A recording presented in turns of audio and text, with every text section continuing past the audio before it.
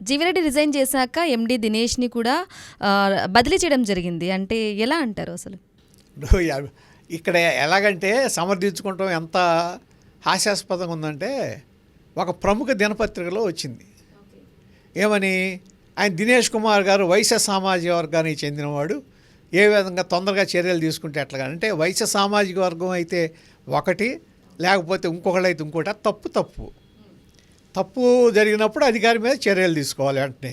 ఏ సామాజిక వర్గం అయితే ఏంటి, అది ఆయన చెప్పే వరకు, ఆ పేపర్లో చెప్పే వరకు 90% తెలియదు ఏ సామాజిక వర్గం. సామాజిక వర్గానికి ఇప్పుడు అంటే సునీల్ కుమార్ ఉన్నాడు, సిఐడి చీఫ్ మొన్నటిదాకా.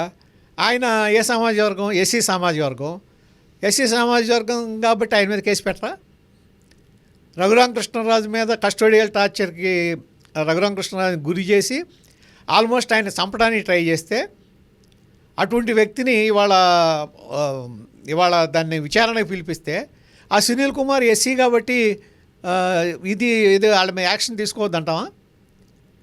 అంటే నేరస్తుడికి కులంతో సంబంధం లేదు, మతంతో సంబంధం లేదు, నేరస్తుడే.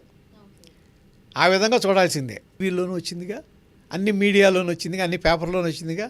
ఆఫీస్ తగలబెట్టారు, తర్వాత కారులు తగలబెట్టారు, అక్కడ ఉన్న వాళ్ళని కొట్టారు, మహిళలను కూడా కొట్టారు. ఇవన్నీ అందరికీ చూసిందేగా ప్రత్యక్షంగా. తర్వాత ఆయన అసెంబ్లీలో ఏం మాట్లాడాడో, ఏ విధంగా మాట్లాడాడో, కుటుంబ సభ్యులను కూడా ఏ విధంగా మాట్లాడాడో చూశారు కదా.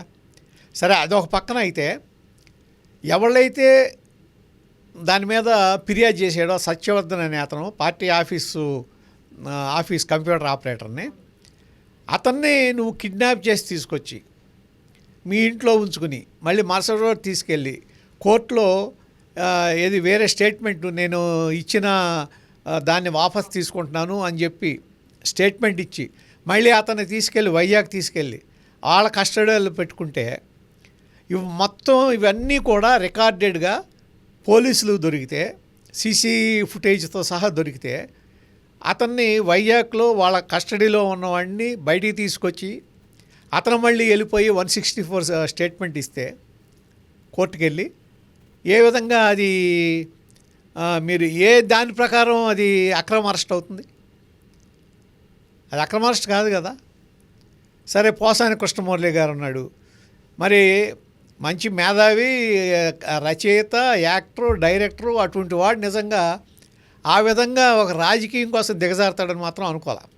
ఆయన మాట్లాడిన మాటలేంటి, ఎటువంటి మాటలు మాట్లాడాడు, ఎంత అసహ్యకరంగా మాట్లాడాడు. సమాజంలో అసలు మహిళలు ఆయన మాట్లాడే మాటలు వినడానికి ఇష్టపడతారా? అటువంటి విధంగా మాట్లాడి, కులపరంగా మాట్లాడి, ఒక వర్గ వైషమ్యాలు రెచ్చగొట్టే మాట్లాడితే వాళ్ళు దాని మీద కేసు పెడతారు. మీరు మాట్లాడినప్పుడు అందరి మీద కాదు. ఇప్పుడు బొత్స సత్యనారాయణ గారు ఉన్నారు, ఆయన ఏం అరెస్ట్ చేయట్లేదుగా. అట్లాగే చాలామంది లీడర్స్ ఉన్నారు, వాళ్ళందరి మీదకి ఎందుకు రావట్లా? మరి వైఎస్ఆర్ కాంగ్రెస్ పార్టీ నాయకులు అందరినీ అరెస్ట్ అంటే అందరూ అవ్వాలిగా. ఆ విధంగా కొంతమంది ఎందుకు అవుతున్నారు అంటే, వీళ్ళు ఆ రోజున ఇష్టం వచ్చినట్టు ప్రవర్తించారు, లేకపోతే ఎగనెస్ట్ టు ది లా ప్రవర్తించారు కాబట్టి బుక్ అవుతున్నారు. Okay sir, thank you so much sir, మీ విలువైన సమయాన్ని కేటాయించినందుకు thank you so much. So చూసారు కదండి, ప్రముఖ విశ్లేషకులు లింగంనేని శివరాం ప్రసాద్ గారితో స్పెషల్ చిట్ చాట్. ఇది ఇవాల్టి programme. Stay tune, BRK news తెలుగుడు సత్తా.